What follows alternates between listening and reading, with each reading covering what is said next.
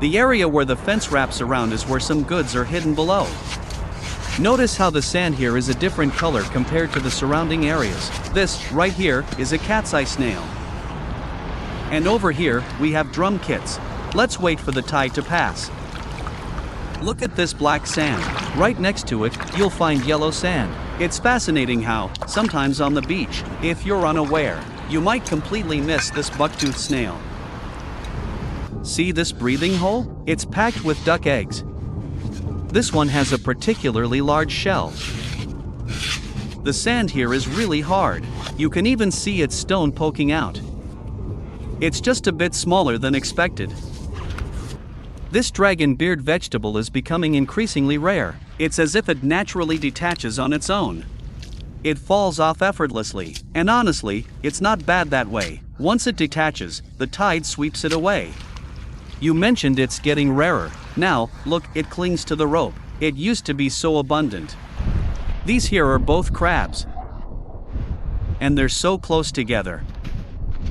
It's almost tragic. Their legs are easily shoveled off. This one is noticeably larger.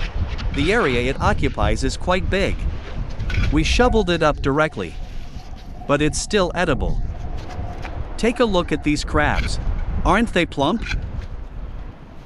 When you pick one up, it feels especially heavy. And when two of them meet, they start fighting. Gather them all up. This type of crab. It's full of rich cream now. Here, the sand feels a little softer. See this anemone? It's not fat, it's actually quite thin. A thin anemone like this can be surprisingly long. Its roots reach astonishing depths. Let's dig down. Carefully now. Let's pull it out completely. Look how sturdy this root is. Notice how slim this anemone is, and yet its roots go so deep. My entire arm went in. Still haven't reached the bottom yet. Here it comes. This should be the whole thing. Look at how long it is. This anemone is incredibly thin, yet it stretches so far. Almost 1 meter in length. Who would have thought such a small creature could hide this much length underground? Its color suggests it's quite fleshy. Check out this conch meat. It looks so plump right now.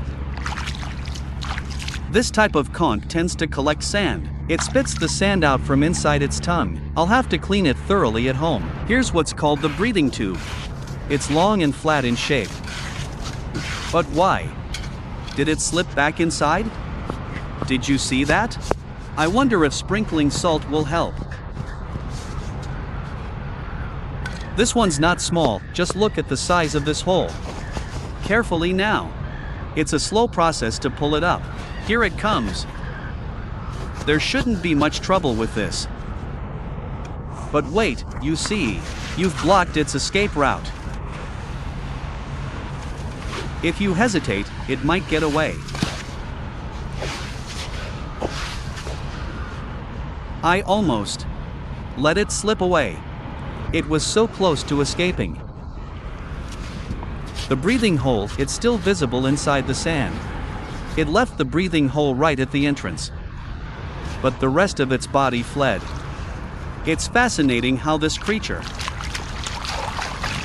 only retreats when it senses danger and feels something is off.